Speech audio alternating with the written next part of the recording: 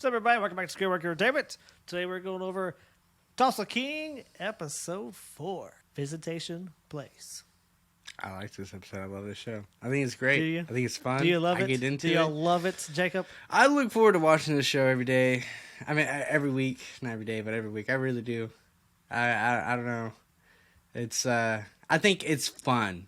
You know, it's not a show that I'm like, you know, I don't know. I'm not super picky about the show. I enjoy it for what it is. I think it's a nice touch. I really do. Well, I'll get into my complaints later. But there's when this episode opens up, you know, with him finding that guy.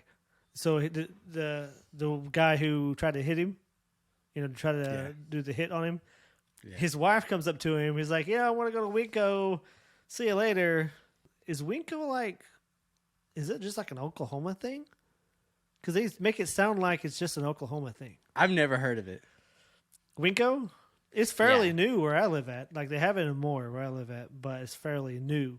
It might be it might be like the what is it that's big over there in Cali? Like the grocery store that all the high end people shop at. Not Homeland. It's Costco. You know, yeah, not Costco. Stuff with the S. I know what you're talking about. Sprouts. You know about Sprouts? Yeah, Sprouts. Yeah, it's like probably like the Oklahoma version of Sprouts. You know, like the modern day version of like a Sprouts, but in Oklahoma. Well, Winco is pretty popular here. I don't really go there very often, but it is pretty popular, and they make it sound like Winco is, you know, legit, and no one shops anywhere but Winco in Tulsa. Maybe Winco paid for some advertisement. I mean, of course they did. That's advertising money right there. Well, then there you go. Then you got your answer. That's why they made it sound like it's a thing that people actually place. do. That's what's so funny to me is his wife saying, "Hey, I want to go to Winco. We'll see you later." Then when he goes inside the house, then after she leaves, you know, Dwight comes up there and, you know, makes him go in the house, starts beating the shit out of him. But what's so funny, he's like, "My wife's going to be back any minute." I'm like, "Ain't no way your wife's going to be back any minute. She left like 2 minutes ago. You're telling me she's going to be back in less than 10 minutes? You've got at least an hour and a half for for your wife to be back. Ain't no way she's going to return that fast. I know this." I was just bullshitting. And you know this, man. I know this. That aggravated. It aggravated me. I thought it was funny. I'm like, no way she could be back that fast. No way. Yeah, I figured as much that, like, same thing. I felt that, like, she was back a little fast than what she should have been. But, you know, I'm not going to split hairs here. You know, it doesn't really matter.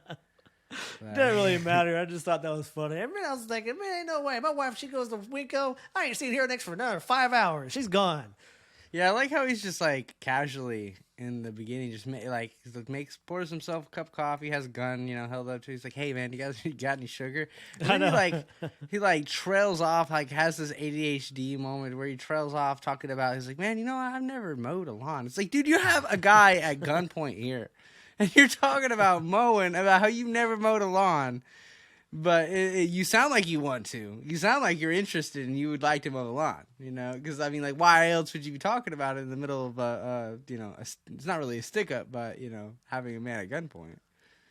Well, that's probably the reason why this show kind of aggravates me is, like, a real mafia show. That guy's dead, right? He would have went in there and shot him. He's dead. But no, this show, but it's complicated because he was going to. Yes, he was. He was going to kill him. He cocked the gun back until he told him about his actual family, and that's when he did not kill him. That's the only reason why he didn't kill him. But that doesn't matter in a mafia movie. How many people did Joe Pesci kill in a casino? Or are you the Goodfellas? Really? I'm just saying. You're in a real really going to talk movie, about the mafia, and then you're going to quote a mafia movie. That like that probably like if you're gonna talk about the mafia and be like, "Oh, this would never have the mafia," then quote actual mafia crap, sir. I'm quoting an actual movie, a mafia movie, not the actual mafia itself, but the movie. But even the mafia makes fun of that movie because that's not real. It might not be real, but at least it's more realistic. You know, if something like that happens, they're gonna It's kill realistic him. in the eyes. It's realistic in the eyes of you and me that's never been into the mafia, but it's not realistic. Whatever. It makes it better.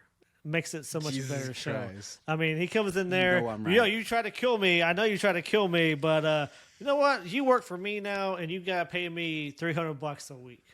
Like, man, Better get than out of here being with dead. that. I'd take that deal.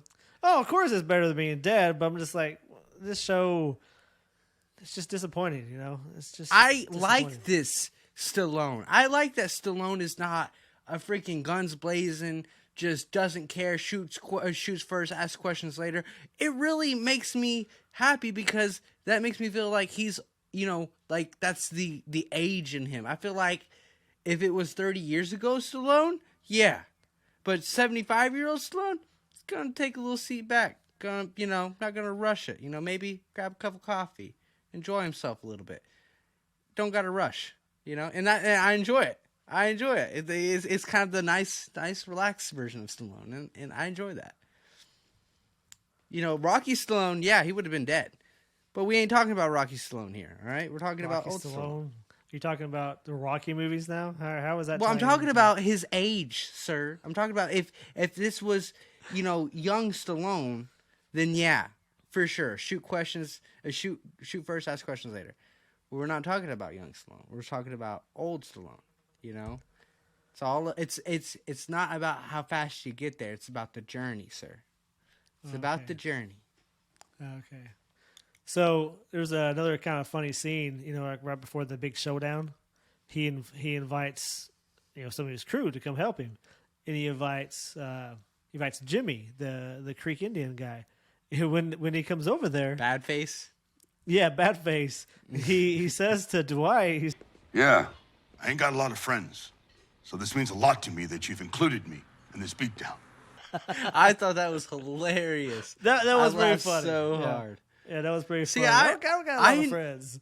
I enjoy the comedy of the show. I think the comedy is fitting. It's not too much. You're not sitting over here like laughing the entire show. Like, Well, then they need to make it a comedy. Then, you know, don't make It's it PG-13. Try to be serious. You know, it needs to be They like have a serious comedy. scenes and they have comedic scenes. I think What's it's a nice. The problem is serious scenes. Most of them suck. You know, in my opinion. Well, it's because it's not a rated R show. This is a rated PG-13. So Maybe I make would rather. a comedy. You know, be PG-13. I mean, like, but even a comedy can have some serious moments. You know what I'm saying? You can. Yeah, it can. So that's what I feel about this. It's but- like it thrives in the comedy areas and lets you down a little bit in the violence areas, but it's okay because it makes up for it in the comedic version. You know, it's not supposed to be It's not supposed to be Godfather. It's not supposed to be Casino. It's not supposed to be Sopranos. It's supposed to be a lighter version of it, which is fine. I mean, and we got a pretty intimate scene later on in the show. I was more than what I thought we were going to get because we didn't get that the first episode, but we got more this episode. So it's just like, I'm surprised they even showed that much, it being PG-13. What scene are you talking about? At the very end where she hooks up with that dude from the bar, the FDA agent, or not FDA. Oh, but yeah. Not TSA. Whatever. That one group. ATF. that one- the ATF yeah, chick. that Yeah, one she hooks up with government that guy at the group. bar. Yeah. Yeah. So I'm saying, they revealed more there than what I thought they were going at some parts than others. And I'm fine with that. I feel like that's what makes the show its own show, is it not being perfect. But I think it's fine. I don't think that the violent scenes are so bad to where I'm like, oh man, this is cringe. Like, this is super cringe. It's not terrible, but it's not like, oh my god, this is super good and invented. What violent scenes do you think are there? The one that they had where they beat everyone with a baseball bat? Is there any blood? I mean, like, you don't have to have blood for it to be violent. If I hit someone in the face, that's still violent. Just because I didn't bring but blood. it's not like you don't get any sense of that someone is really gonna get hurt or die. I mean, or their life is threatened. No, they're not trying You know to what I mean? kill them. They're just trying to hurt them. I mean, yeah. Like, dude, you're hitting people with baseball bats. They broke a couple ribs. Dude. I'm guarantee you, You know, Yeah, you yeah, of get course, hit. but you don't get the sense of them actually being life-threatening danger. You know Well, what they're I mean? not just they're not supposed to do that. They're sending a message here. They're not trying Yeah, to kill sending him. a message. Yeah, they're supposed to be sending a message. Yeah, supposed to be hurting them bad. Well, they don't think about They it did again. hurt him bad. They didn't kill him. Well, I'm just saying, you know, Why is it That's- got to be 0 to 100 with you? Why? Why can't we have a nice medium 50? You know, like I was just saying a second ago. Why do we gotta like rush in, guns blazing? Why can't we take the slow route? You know, it's about the journey, man. It's about how we get there. so many things I could say, but It's I just not can't say them. Just can't say them. that bad. It So, kills it. The cringe fight part itself. is you hating it so much. I don't hate it that much. There's a lot of things that annoy me, but the fight scene itself, you actually like the fight scene with the baseball I'm not sitting bats? here and being like, "Oh, this is a great fight scene," but it's good enough for me for the episode. It's good enough. Like I said, I like it to where a show starts kind of slow and builds with me, and I'm like, "Oh yes," just like Lost. Lost kind of started slow. And I've been rewatching that show, you know, and I'm just like, man, I love this show, so good, you know. Like Yeah, I Lost go back is to it. amazing. Yeah, until you get like But the fourth it's like season, this then is it gets slow. stupid. No, Yeah, slow but is okay if it's entertaining. you So know, like the thing that bothered me, why is Tyson's dad there? He wants to be there to keep an eye on his son, right? But it doesn't really make a lot of sense for him to go on this little trip to beat up all these guys with baseball bats when he's so against his son not doing this in the first place. Yeah, I get he's there just to keep an eye on him and watch over him. no, he's there Doesn't really make sense though. because he wants to back up his son. Yeah, exactly.